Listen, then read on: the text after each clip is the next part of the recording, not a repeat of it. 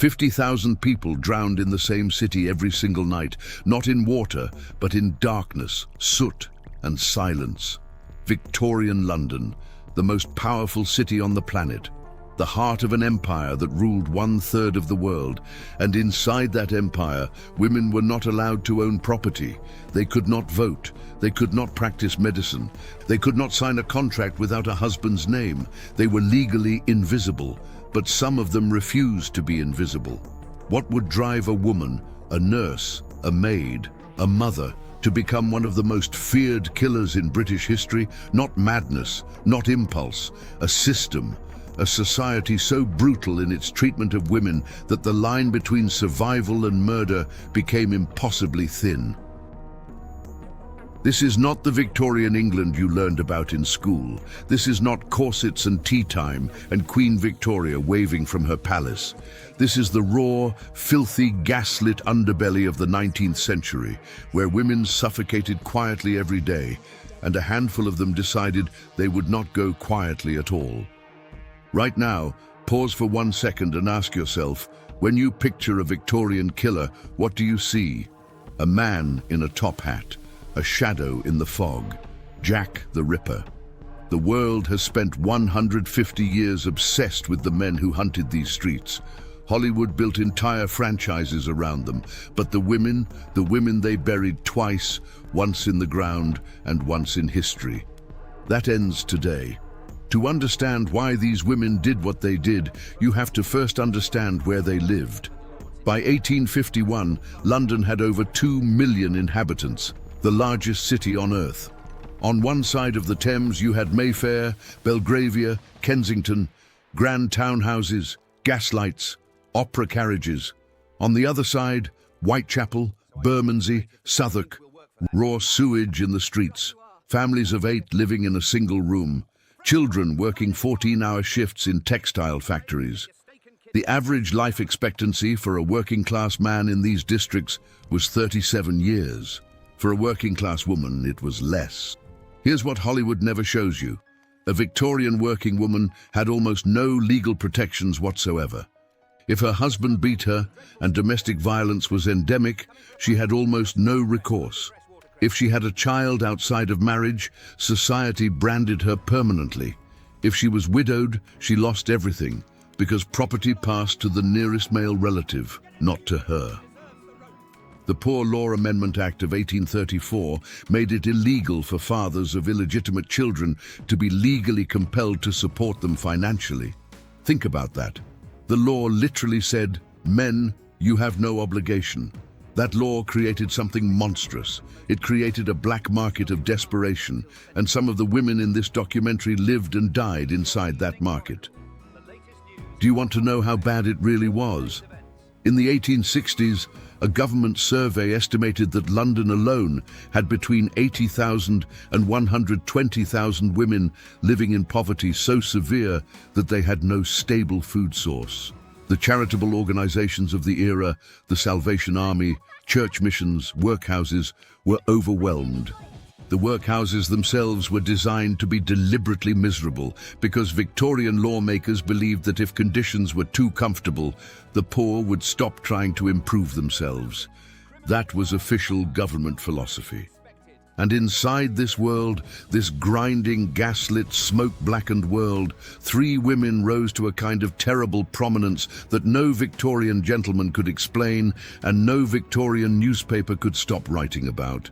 Mary Ann Cotton, Kate Webster, Amelia Dyer, 3 names, 3 stories, 3 windows into a world that the British Empire spent a century trying to forget. Mary Ann Cotton was born on October 31st, 1832, Halloween, fittingly, in the village of Low Moorsley, County Durham. Coal country, hard country. Her father, a coal miner, died in a shaft accident when she was young. Her mother remarried quickly out of necessity, not love. Mary Ann watched from childhood how the death of a man could reshape an entire woman's life overnight. She took note. She left home at 16 to work as a nurse, sending money back to her mother. She returned. She took up dressmaking. She married William Mowbray in 1852, and they began a family. What happened next defies rational explanation until you understand the economics of death in the Victorian era. Life insurance, that was the mechanism, and it was perfectly legal. Stay with us, because what you are about to discover about the Victorian insurance industry will genuinely shock you. By the mid-19th century, British insurance companies were selling cheap life policies to working-class families, policies that paid out upon death. For families living on the edge of survival, these policies were one of the only safety nets available. They were also, in the hands of the right or wrong person, a business model. Mary Ann Cotton and the Science of the Perfect Victorian Murder, 1852 to 1873. She buried 11 of her own children. She buried 4 husbands. She buried her mother. And for nearly 20 years, Victorian England's medical establishment looked at the bodies and saw only gastric fever. How is that possible? How does a woman kill 21 people and get away with it for 2 decades? The answer is chemistry and the terrifying, stunning negligence of 19th century medical science. Arsenic was everywhere in Victorian England. That is not an exaggeration. Arsenic-based green dye colored the wallpaper in middle-class homes. It was used in children's toys. It was painted onto fabric. It was in baby carriages. A government study in 1871 found arsenic in common household items across Britain at levels that today would trigger mass recalls and criminal investigations. The Victorians lived inside arsenic, breathed it, touched it daily. And arsenic poisoning, particularly slow, low-dose arsenic poisoning, produces symptoms that in the 1850s and 1860s were almost clinically identical to gastric fever. Violent stomach cramps, vomiting, diarrhea, rapid weight loss, respiratory failure. Every single one of Mary Ann Cotton's victims displayed these symptoms. Every single one was certified dead of natural causes by local physicians who had no reason to look deeper. This is not incompetence alone. This is a systemic failure. The Marsh test, a chemical procedure that could detect arsenic in human tissue, had existed since 1836. It was known to scientists, but it was not routine practice in rural Victorian England because doctors rarely autopsied the bodies of poor people. The deaths of the working class, particularly of children, were considered unremarkable. They died of fever. They always died of fever. The paperwork was filed and the grave was dug. Mary Ann Cotton understood this. Whether she understood it consciously or through learned instinct is something historians still debate.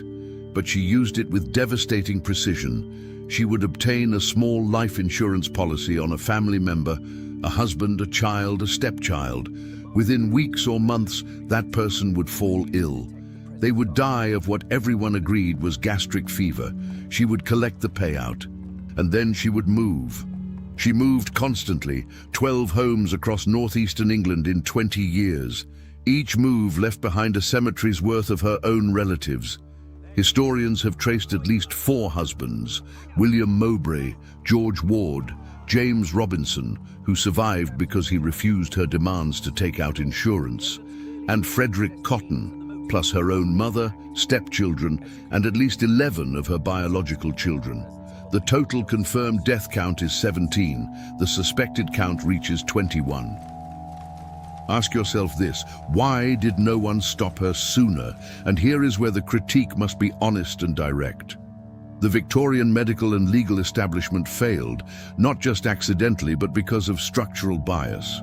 The deaths of poor working-class women and children in rural Durham were not considered worthy of serious investigation.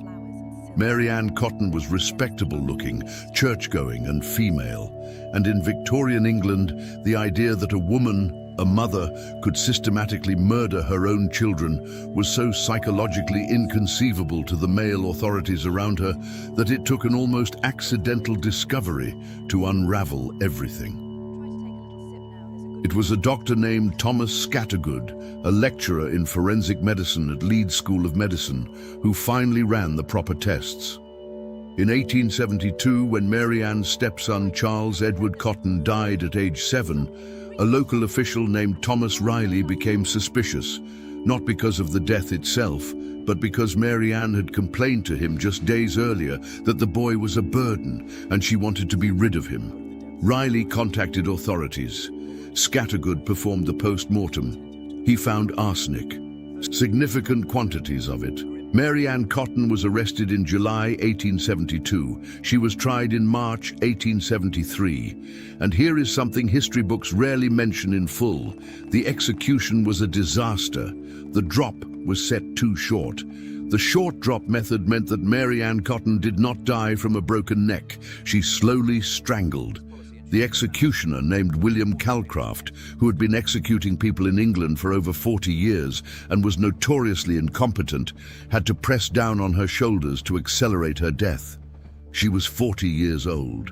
The crowd outside Durham County Jail that morning knew nothing of what happened behind the walls. But we do. And it matters, because it reveals something ugly about the era.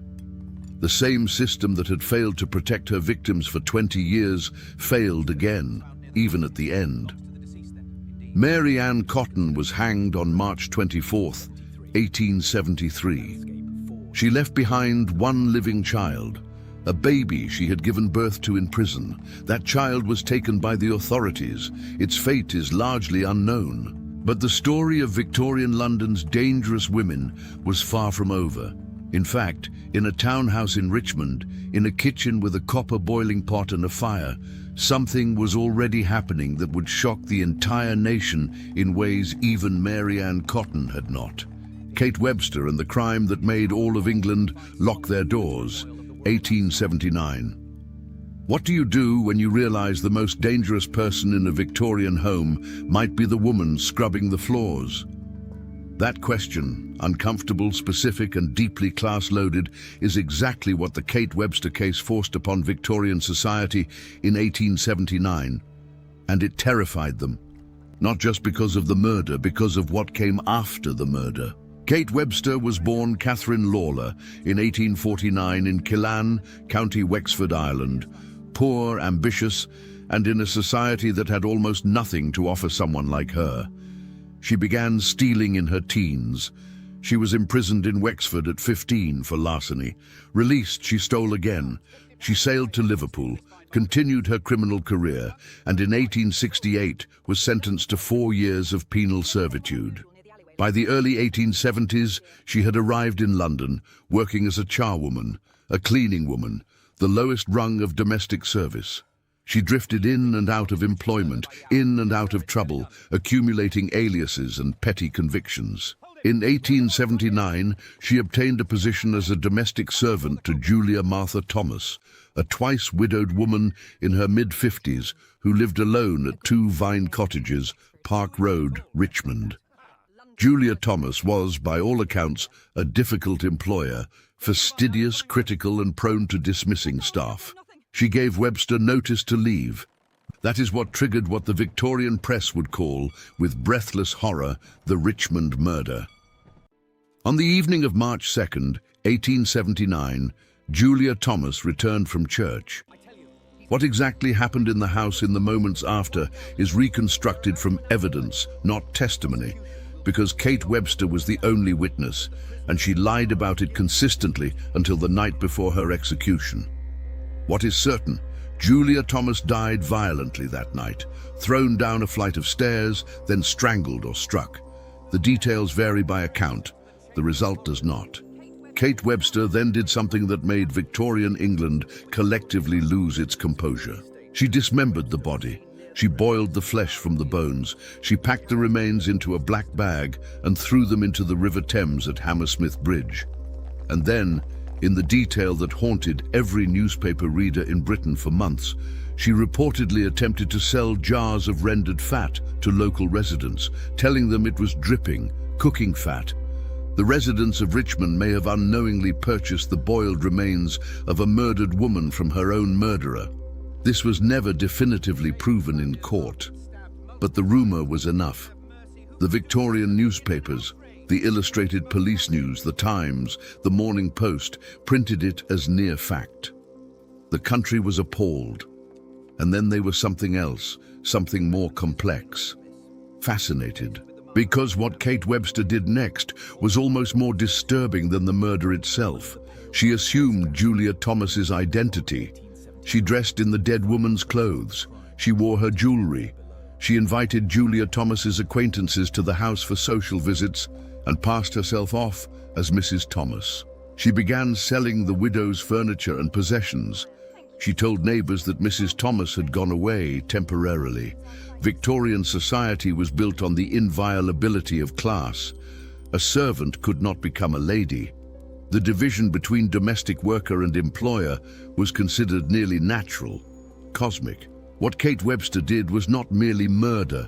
She violated the fundamental hierarchy of Victorian social order. She erased a woman of property and stepped into her skin, and that, to the Victorian mind, was an act of monstrous transgression far beyond ordinary crime. She was discovered when neighbors grew suspicious of inconsistencies. Police identified her. She fled to Ireland. She was arrested in March 1879 and brought back to London, and newspapers reported that crowds gathered at railway stations along the route just to catch a glimpse of her. She was already a celebrity of horror. Her trial at the Old Bailey lasted 7 days. She blamed multiple innocent men. She claimed pregnancy to delay execution. A jury of matrons examined her and declared her lying. She was found guilty in under an hour of deliberation. She was hanged at Wandsworth Prison on July 29, 1879, the only woman executed there in its entire history. And here is the extraordinary postscript that history almost forgot. In 2011, during construction work in Richmond, a skull was discovered in the garden of a house. That house belonged to Sir David Attenborough. DNA analysis confirmed it was the skull of Julia Martha Thomas, missing for 132 years, finally returned to the earth properly, finally given a name again. A murdered woman's head was found in a celebrated naturalist's garden, 132 years after her death. Victorian London's crimes have very long echoes. Amelia Dyer and the industrial-scale crime Victorian England, created and then refused to see, 1860s to 1896. What if the most prolific killer in British history was not a man with a knife in the fog, but a grandmother with an advertisement in the newspaper? Amelia Dyer is not a well-known name. She should be. Historians believe she is responsible for the deaths of somewhere between 200 and 400 infants over a period of approximately 20 years. If those estimates are accurate, and there is substantial evidence to support them, Amelia Dyer is among the most prolific serial killers in recorded human history, not just in Britain, in the world. And she did it by exploiting a system that Victorian England had built and then looked away from for decades. Born Amelia Elizabeth Hobley in 1837 near Bristol, she came from a family more fortunate than most. Her father was a master shoemaker. She was educated. She loved literature and poetry. Her childhood was marked by one devastating trauma. Her mother developed severe mental illness following a bout of typhus and spent years in violent, unpredictable rages before dying. Young Amelia was expected to manage her mother's episodes alone, at home, for years. She was beaten. She was terrified. She learned to be invisible when danger was present. She learned to manage the unmanageable. She trained as a nurse, she married, and then she discovered baby farming. Baby farming. The practice sounds like something from a nightmare, and in Victorian England, it functioned as one. The Poor Law Amendment Act of 1834, remember that law, the one that removed the legal obligation for fathers to support illegitimate children, had created a catastrophic social problem. Unmarried mothers had almost no options. The workhouses were available, but were deliberately degrading. Many women working long factory shifts literally could not take care of an infant and maintain employment simultaneously. So they turned to baby farmers, women who, for a one-time fee, would adopt or nurse a child until a permanent home could be found. The fee was typically between £3 and £12. The baby farmer would receive the child, the money and the clothing, and they would promise to find the infant a loving home. Most baby farmers were negligent but not murderous. They would underfeed children, keep them in overcrowded and unsanitary conditions, and pocket the fees. Many infants died of neglect. This was terrible. What Amelia Dyer did was something organized beyond neglect. She advertised in newspapers, respectable, specific advertisements offering to adopt infants into a caring Christian home.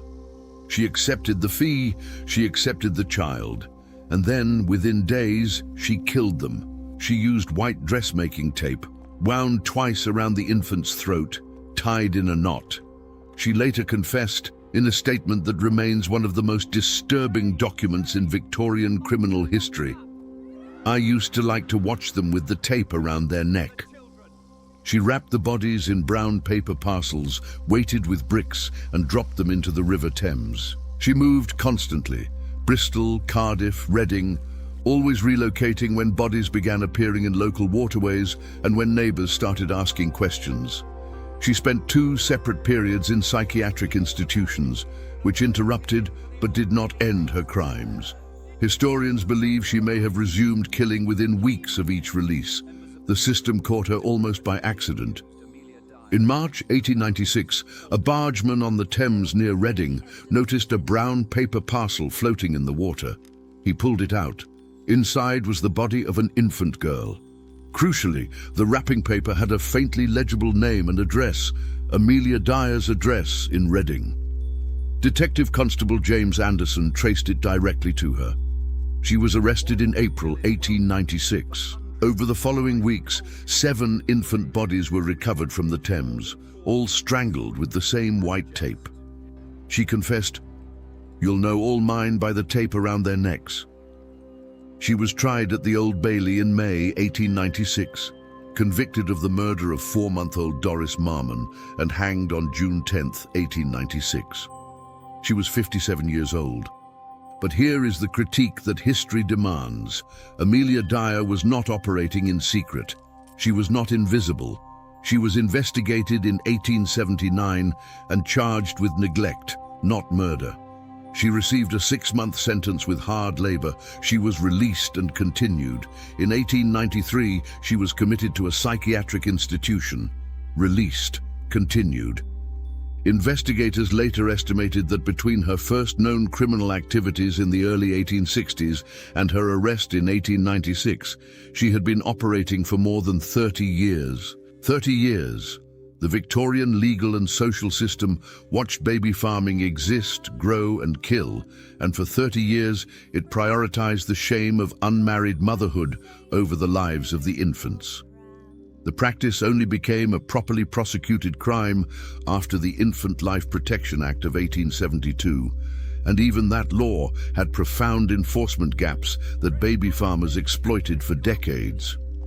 Amelia Dyer did not operate in a vacuum. She operated in a social system that had created the demand for her services by refusing to support vulnerable women and their children. She was monstrous. But she was also, in a grotesque and damning way, a product of exactly what Victorian England built. These 3 women, Mary Ann Cotton, Kate Webster, Amelia Dyer, did not appear from nowhere. They rose from specific, traceable conditions: poverty, legal invisibility, the systematic undervaluation of working-class life, and an empire so confident in its own civilization that it could not see what it was producing in the shadows of its great cities. Hollywood has not told these stories honestly. And perhaps that is because telling them honestly requires something uncomfortable, not sympathy for murder, but a genuine reckoning with the world that made it possible. The Victorian era ended. The empire faded. But the questions these women raise about power, about poverty, about who gets to be seen and who gets buried twice, those questions are still being asked. If this documentary made you think, comment below. Tell us where you are watching from. These are real histories, real women, real crimes, real failures of a system, and they deserve to be told without flinching. Subscribe if you want to know more about the history that the textbooks quietly skipped over.